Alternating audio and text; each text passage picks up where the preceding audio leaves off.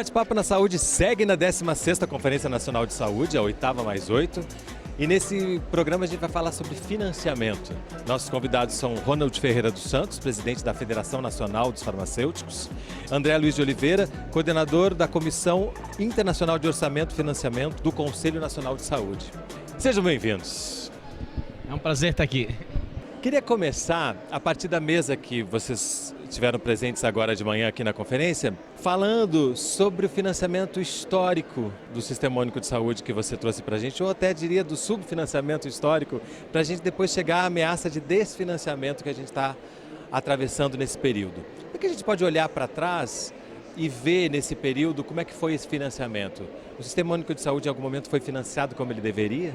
Então, observando a história, como você mesmo relatou, o Constituinte, quando definiu esse novo sistema de funcionamento do direito à saúde, ele colocou lá nas disposições constitucionais transitórias, além da responsabilidade do Estado, um patamar mínimo de recursos que deveria ser aplicado à saúde, que é os 30% dos recursos da Seguridade Social. No entanto, nunca foi regulamentado, e não só não foi regulamentado, como ficou, pelo menos depois da promulgação da Constituição, pelo menos uns 12 anos, até 2000, para ter uma estabilidade no financiamento.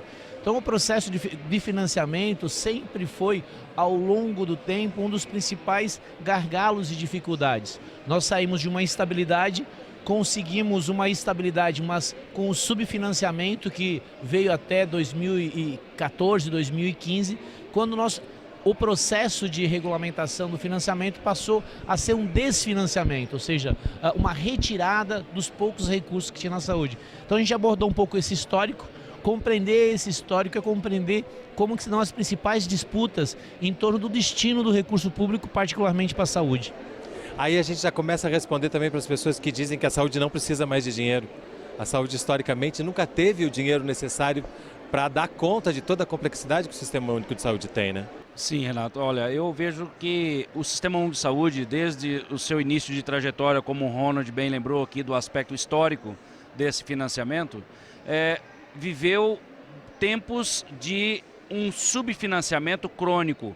É o que a gente chama de asfixia orçamentária persistente e que foi causando uma situação tão dramática em relação, pelo menos no final da primeira década do ano, agora de 2000 a 2010, e logicamente isso culminou em todo o movimento da Primavera da Saúde e que depois culminou também naquela coleta de assinatura do Saúde Mais 10. E aí vira toda aquela necessidade, desejo, anseio popular por 10% das receitas correntes brutas da União para o Sistema Único de Saúde, por parte da União, ou seu equivalente em receitas correntes líquidas. Porém, não foi isso que a gente conseguiu articular na sua plenitude, porque esse projeto de iniciativa popular, ele passou por 2 comissões no Congresso e depois ficou engavetado. Então essa é a nossa bandeira e a nossa sensibilização a todos os participantes da 16ª, e não só, mas toda a sociedade brasileira, que possa reivindicar cada vez mais um financiamento justo, adequado e suficiente para o Sistema Único de Saúde e que ele garanta esse atendimento de qualidade que a gente tanto defende e tanto sonha. Mas eu vejo que o Sistema Único de Saúde, ele precisa cada vez mais ter os defensores e aqueles que acreditam realmente que é o patrimônio do povo brasileiro. Porque aí a gente começa a pensar também como é que é visto o financiamento em termos de orçamento público no Brasil e como é que algumas pessoas também entendem o que é progresso e o que não é.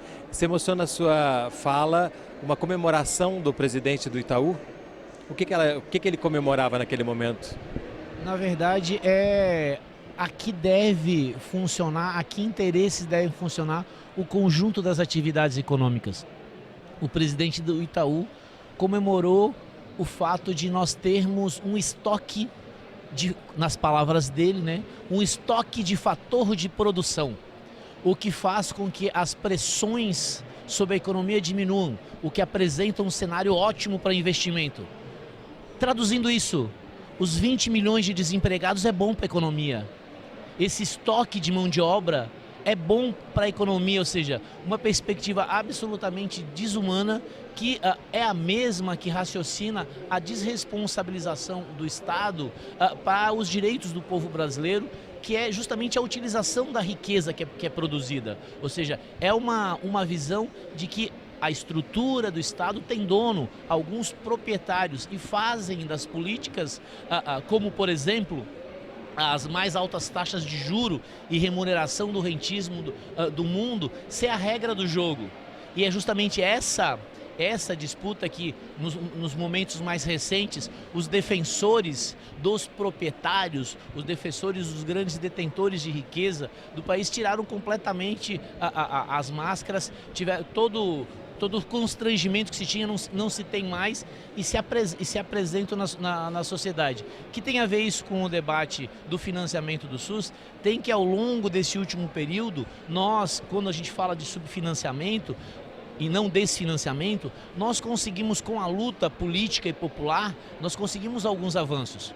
Nós levamos, como eu falei, tinha os 30% na Constituição que precisava ser regulamentado, nós levamos 10 anos para regulamentar até a regulamentação do SUS. O SUS foi regulamentado em 90, nós conseguimos uma estabilidade no financiamento só em 2000 com a Emenda Constitucional 29, uma emenda à Constituição, certo? Que conseguiu dar uma certa estabilidade. A regulamentação dessa emenda nós só conseguimos em 2011, com a Lei Complementar 141, mas com muita luta, com muito enfrentamento, porque esse volume de recursos é disputado por esses que veem no desemprego, nos investimentos, no processo de empréstimo para o Estado, um jeito de preservar os seus patrimônios. Então é essa a disputa que hoje fica completamente escancarada. O que acontece, o que coincide com esse período dessa disputa ficar mais escancarada? Coincide que, além de tirar a máscara, perder qualquer constrangimento e apresentar sua verdadeira face, não é à toa que coincide dessa virada de o subfinanciamento, porque nós íamos aos poucos conquistando avanços do ponto de vista de colocar recurso. O que acontece com esse cair da máscara é que agora a gente muda de patamar, em vez de ser não, começa a se retirar aqui para garantir a remuneração dos proprietários, os rentistas. Você congela por 20 anos os gastos públicos, mas mantém a garantia da renda dos proprietários da riqueza que emprestam o seu dinheiro para o Estado. Então, é isso para ter muito mais claro o quanto é cruel, o quanto é perverso, certo? O quanto não é desumano, eu diria, certo? E que hoje a conferência, o debate consegue colocar de forma mais clara para a sociedade o que está sendo disputa. Eu só chamaria atenção também nessa linha dos níveis de desempregado, né? Desse volume de desempregados que nós temos hoje, são na casa de 13 milhões de desempregados atualmente. Nos últimos 3, 4 anos nós tivemos a migração, ou com os desempregados, migração de 3 milhões de pessoas que deixaram de ter planos de saúde. E onde essas pessoas foram ou estão sendo atendidas? No Sistema Único de Saúde. Então, quando nós chamamos a atenção que nós temos hoje em torno de 210 milhões de brasileiros e que o Sistema Único de Saúde é a única opção de acesso a atendimento à saúde 24 horas, 7 dias por semana, em regime 24/7, para 76% da população brasileira. Mas, obviamente, nós temos cerca de 47 milhões de usuários de plano de saúde que ainda, direto ou indiretamente, em algumas situações, precisam também do Sistema Único de Saúde. Por isso que a gente fala, o Sistema Único de Saúde não é apenas para os 76% da população brasileira, é para 100% da população brasileira que depende desse sistema trabalhando no regime 24 horas, 7 dias por semana, garantindo a vigilância do supermercado, a vigilância dos alimentos que se adquirem e consomem, né, nas famílias, a vigilância aeroportuária, então todas essas garantias. E outra, claro, quando você tem toda uma infraestrutura de urgência e emergência, SAMU atendendo a qualquer um da população, recorrendo às unidades públicas de saúde, e a gente percebe que também no aspecto de vigilância, você percebe que a dengue, ela não vai ter interesse apenas para a classe mais abastada. As situações que a gente vive ou vivenciamos com as doenças que aqui enfrentamos é de interesse de todos, 100% da população brasileira. E eu chamei a atenção em outro dado também, Renato, que a cada 20 segundos a gente aumenta um habitante nesse país. A cada 20 segundos. Isso dá em torno de 1.600.000 novas pessoas, né? Claro, 2.900.000, mais de 2.900.000 nascidos vivos por ano, 1.300.000 de óbitos. Você fazendo a diferença, tem um crescimento vegetativo populacional em torno de 3 por minuto. Ou seja, claro, esqueceram de combinar, né, Ronald? Quando você vem com uma medida que engessa, que limita o teto de gastos para a população por 20 anos, só esquecer de combinar com a população, porque a população está crescendo um ritmo de 0,8% a 1% do crescimento vegetativo. E aí, como é que ficamos? Daqui a 2, 3, 4 anos, essa população tem que ser atendida e garantido seu atendimento no sistema público de saúde, e se você não tiver um financiamento justo e necessário, claro que você vai ter maiores problemas em termos de atendimento. O André faz parte de uma organização que tem produzido alguns dados chamado Benefisus, que é justamente para comprovar a eficiência do Sistema Único de Saúde na sua capacidade de utilização dos recursos. Esse é um dado importante também. Eu vou te interromper aí, justamente para a gente voltar no próximo bloco falando sobre Benefisus, até para marcar a importância desse tema e demonstrar a vitalidade de um sistema que, mesmo subfinanciado, mesmo asfixiado, tem nos seus trabalhadores, na sua população, uma força que faz com que ele siga sempre dando conta da forma possível, né, das suas necessidades de saúde. A gente vai falar mais sobre isso no próximo bloco. Não sai daí, Bate-Papo na Saúde volta já.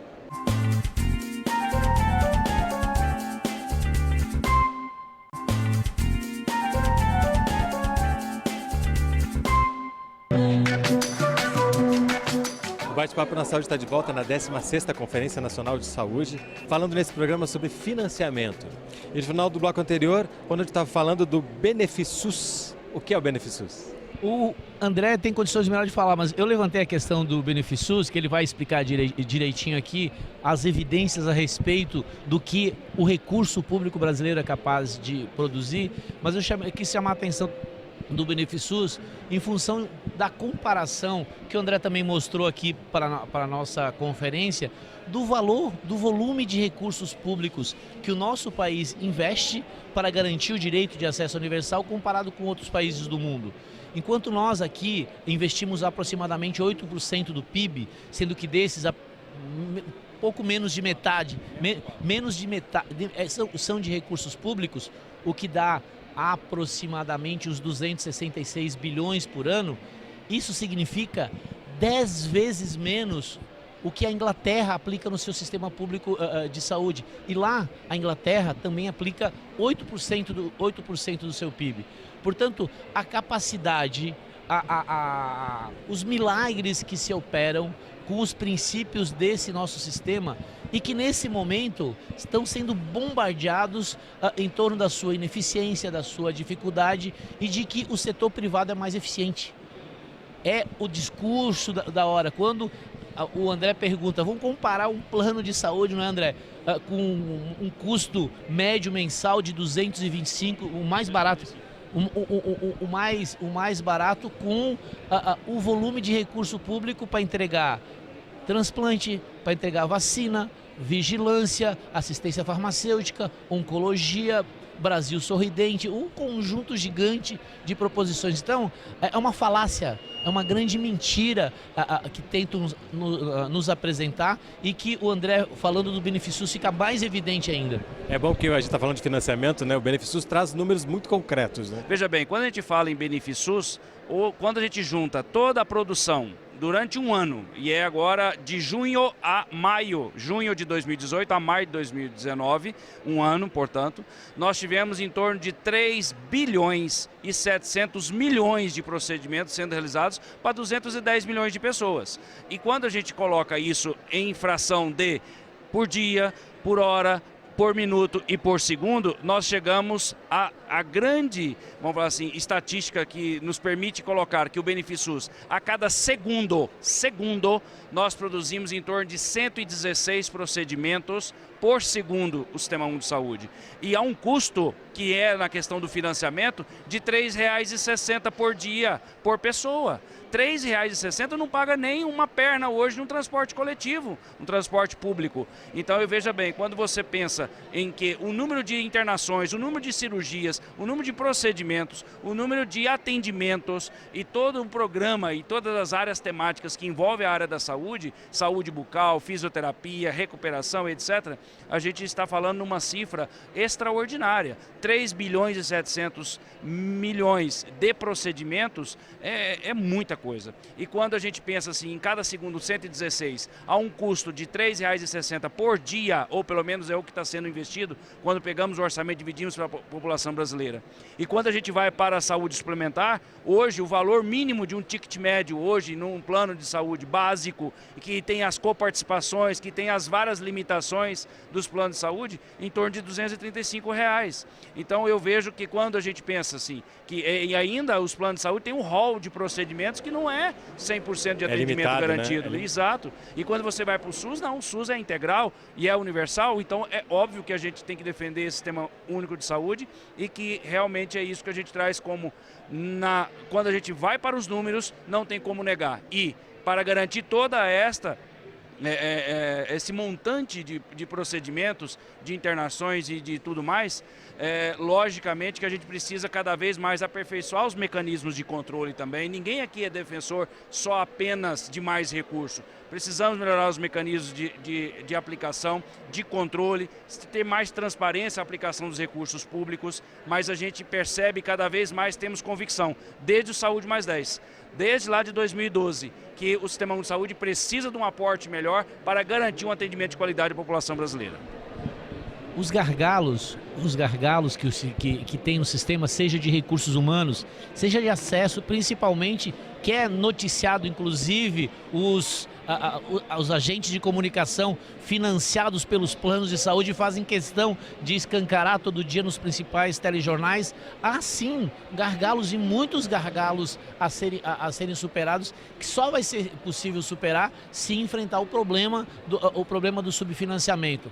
O fato é que tenta se apresentar, aí já entrando na lógica dos planos de saúde, na lógica do tratamento que interessa aos meios de comunicação e os donos, os proprietários da riqueza, é caracterizar a saúde como uma mercadoria, como um produto que segue as regras de mercado e não o que nós contratamos na Constituição.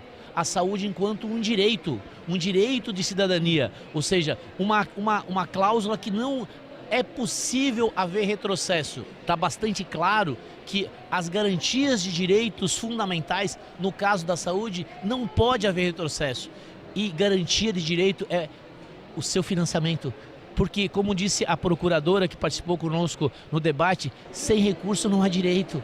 E ela também deixa muito claro, quando se fala na EC 95, que ela não pensa nem na revogação, porque ela acha que isso já é inconstitucional por si, né? Que a própria emenda constitucional feriu a Constituição, né? Exatamente. Inclusive, esse é um dos principais movimentos que o Saúde Mais 10 deu continuidade nesse último período, de dialogar junto ao Supremo Tribunal Federal as ações diretas de inconstitucionalidade que lá estão colocadas. Tem pelo menos 5 ou 6 ações diretas de inconstitucionalidade questionando justamente o ferimento das cláusulas pétreas da Constituição. Só que tanto no STF, para sensibilizar aquele tribunal que precisa também ser sensibilizado à necessidade de mobilização e disputa na sociedade para poder fazer com que o Supremo Tribunal Federal entenda que essa é uma parte urgente, pauta urgente e urgentíssima. E é isso que a gente tem buscado fazer. Mas veja bem, enquanto o Supremo não se posiciona, nós temos que reivindicar aquilo que é mais urgente. Nesse momento, ela já foi aprovada a emenda constitucional, está valendo a EC 95,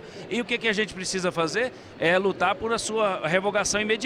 E é isso que esperamos que a 16ª possa sensibilizar mais e mais atores nesse processo da defesa do Sistema Único de Saúde em prol da democracia e, sem dúvida, contra ou revogando a EC 95. Principalmente porque o nosso país ainda é um país republicano, um país ainda acreditamos e apostamos nossa ficha do Estado Democrático de Direito, onde há necessidade, um dos fundamentos é a harmonia entre os 3 poderes.